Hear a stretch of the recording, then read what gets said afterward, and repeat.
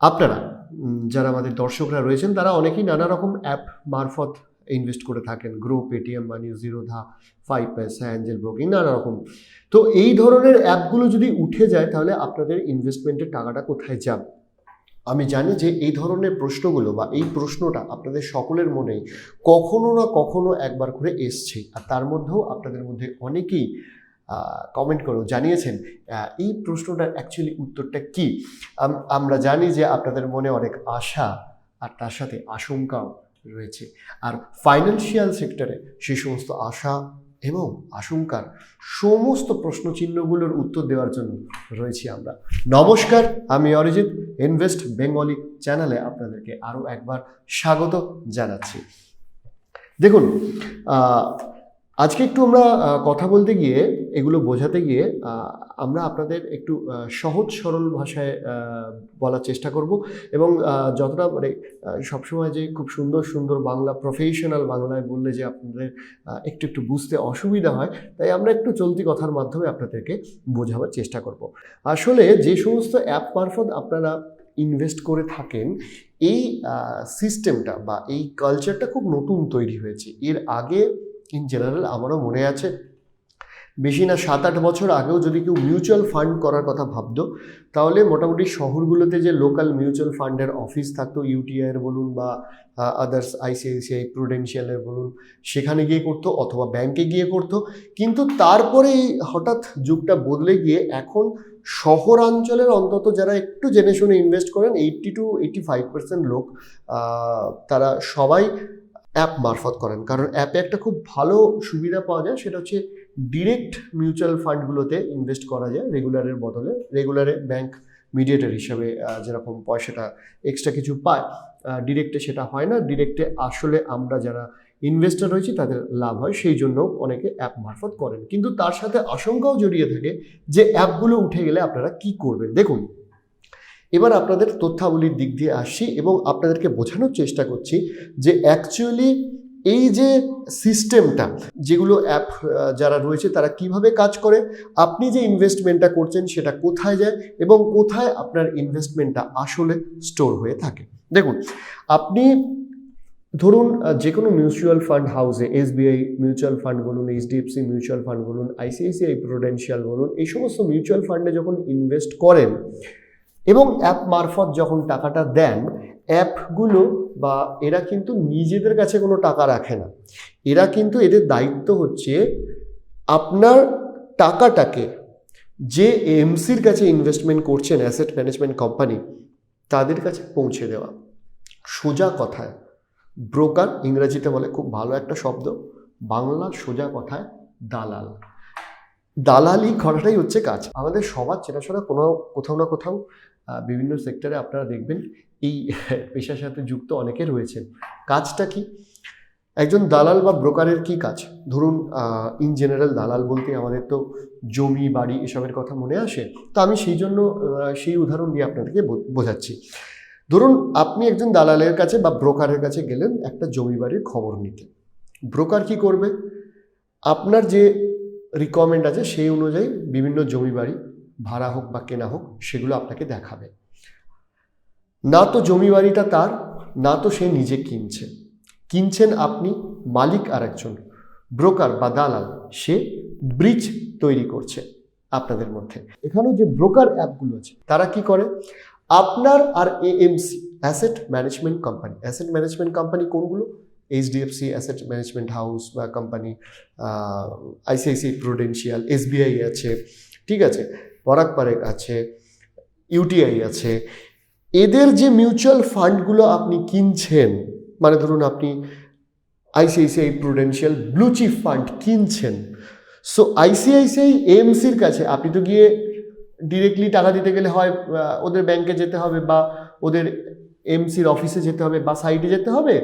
ওর বদলে আপনি ওই অ্যাপের কাছে দিচ্ছেন, অ্যাপ গিয়ে কিনে দিচ্ছে। সো অ্যাপ হচ্ছে মিডিয়েটর বা ব্রোকার। এটা হচ্ছে আমি প্রথমে বোঝালাম যে এই অ্যাপগুলোর কাজটা কি। দ্বিতীয়ত এরা কি করে? এরা এই টাকাটা সরাসরি এএমসির কাছে পাঠিয়ে দেয়, ফলে এর যে টাকাগুলো আপনি ইনভেস্ট করছেন সেটা ওদের কাছে অ্যাকচুয়ালি নেইও, ঠিক আছে। তৃতীয়ত আপনাকে যেটা মনে রাখতে হবে, যে কোনো অ্যাপ মারফত বা ব্রোকার মারফত আপনি যখনই ইনভেস্ট করবেন, দেখবেন যে তারা আপনাকে একটা ফোলিও নাম্বার দেবে। এএমসির পক্ষ থেকে আপনার কাছে মিউচুয়াল ফান্ডে ইনভেস্টমেন্টের জন্য বা ওই পার্টিকুলার ইনভেস্টমেন্টের জন্য আপনার কাছে একটা ফোলিও নাম্বার আসবে। আপনি ওই ফোলিও নাম্বারটা যত্ন করে রাখবেন। ওই ফোলিও নাম্বারটা এএমসি আপনাকে দিচ্ছে, ওটা ধরে রাখুন যে আপনার একটা ওই ইনভেস্টমেন্টের এগেনস্টে ইউনিক নাম্বার। ভবিষ্যতে যদি অ্যাপ বা মিডিয়েটার না থাকে, আপনাকে যদি ওই মিউচুয়াল ফান্ড সংক্রান্ত কিছু অদল বদল, উইথড্র কিংবা আরও ইনভেস্ট করতে হয়, ফোলিও নাম্বারটা সবসময় চিরকালীন কাজে লাগবে। This a unique number. সেই জন্য সবসময় এই ফোলিও নাম্বারটা আপনি যখন পাবেন সেটা দেখে নেবেন। তৃতীয়ত, এরপরেও জেনে রাখুন যে আমাদের এই যে পুরো মার্কেটটা রয়েছে ইনভেস্টমেন্টের, এই মার্কেটটা কন্ট্রোল করে হচ্ছে সেবি।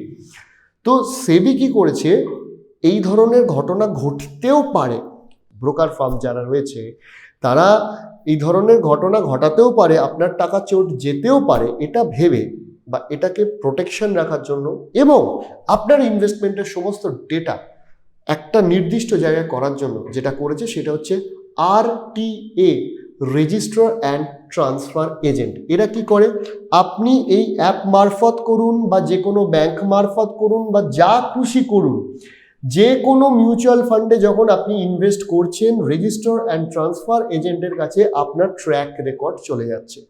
প্রত্যেকটা হাউসকে আলাদা আলাদা রেজিস্টার অ্যান্ড ট্রান্সফার এজেন্ট রাখতে হয়। যেমন ধরুন, আপনি যদি আইসিআইসিআই প্রুডেন্সিয়ালে ইনভেস্ট করেন কোনো মিউচুয়াল ফান্ডে, তার রেকর্ডটা মাই ক্যাম্পস RTA তাদের কাছে পাবেন। অর্থাৎ আইসিআইসিআই প্রুডেন্সিয়ালের যে কোনো সূত্র, যে কোনো অ্যাপ, গ্রো দিয়ে করুন, পেটিএম দিয়ে করুন, বা যে কোনো অ্যাপ থেকে আপনি ওই মিউচুয়াল ফান্ডে ইনভেস্ট করবেন না কেন, এর ডেলি বা প্রতিদিনের রেকর্ড কিন্তু RTA এর কাছেও রেখে দেওয়া থাকে।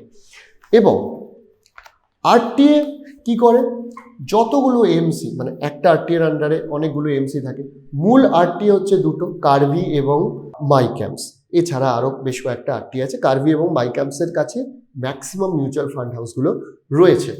তো এরা আপনার যতগুলো এমসি আছে সব এমসির রেকর্ড এগেন রাখে। তাহলে আপনি যে ইনভেস্টমেন্টটা করছেন সেই ইনভেস্টমেন্টের রেকর্ড এক RTA এর কাছে থাকছে, দুই পার্টিকুলার যে মিউচুয়াল ফান্ড হাউসে করছেন সেই ফান্ড হাউসের কাছেও আছে।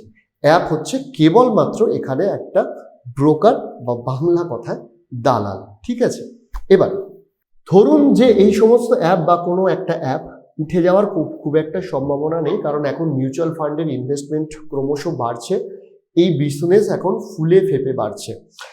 তবু ধরুন তর্কের খাতিরে যদি কোনো একটা অ্যাপ উঠে যায়, তখন আপনি কি করবেন? প্রথমত, এক্ষেত্রে আপনার যে ইনভেস্টমেন্ট যেগুলো হয়ে গেছিল সেগুলোই কোনো রিস্ক নেই। তার কারণ যে এএমসি, আপনি যে মিউচুয়াল ফান্ড হাউসের কাছে ইনভেস্ট করেছেন তাদের কাছে রেকর্ড আছে। আপনাকে বললাম ফোলিও নাম্বার দিলেই আপনি ওখানে পেয়ে যাবেন। দ্বিতীয়ত, RTA, মাই ক্যাম্পস, কার্ভি, এদের সাইটে ঢুকলেও আপনি কোথায় কোথায় মিউচুয়াল ফান্ড হাউসে কি কি ইনভেস্ট করেছেন সেটা পেয়ে যাবেন, তাদের কাছেও রেকর্ড আছে। তাই যদি ওরা উঠেও যায় আপনার তো অসুবিধা নেই, বরঞ্চ আপনি যেটা করবেন সেটা হচ্ছে যে ফোলিও নাম্বারটা আগেও বললাম সেভ করে রাখার কথা, সেটা সেভ করবেন।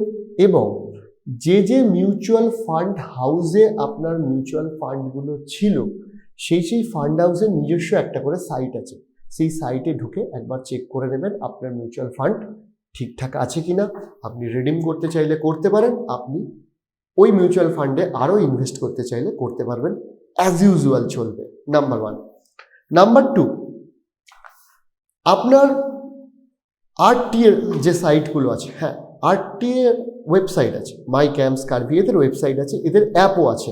আপনি আর একটা কাজ করতে পারেন, এদের অ্যাপগুলো আপনার মোবাইলে ইনস্টল করে রাখতে পারেন।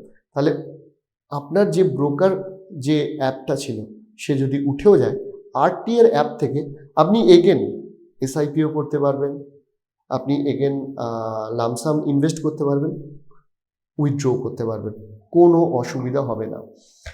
3 নম্বর, এটা একটু করাটা কষ্টকর, কিন্তু আমরা তো খুব বেশি ডিজিটাল হয়ে যাচ্ছি প্রচণ্ড, আমাদের এখন কাগজ থাকে না, কিন্তু দেখবেন যখনই আপনি মিউচুয়াল ফান্ড হাউসে ইনভেস্ট করবেন তখন আপনার কাছে মিউচুয়াল ফান্ড হাউসের পক্ষ থেকে ইমেল আসবে।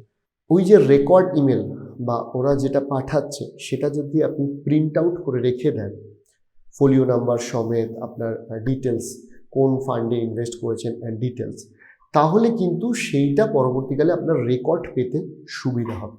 আর ফাইনাল যেটা সবচেয়ে ইম্পর্টেন্ট ব্যাপার সেটা হচ্ছে যে যখনই ইনভেস্ট করবেন না কেন, যে কোনো অ্যাপ দিয়ে করুন না কেন, মাথায় রাখবেন যদি সম্ভব হয় প্যান নাম্বার তো অলরেডি আপনার একই থাকবে কারণ ওটা permanent account number, mobile number যেটা সেটা একটাই মোবাইল নাম্বার রাখার।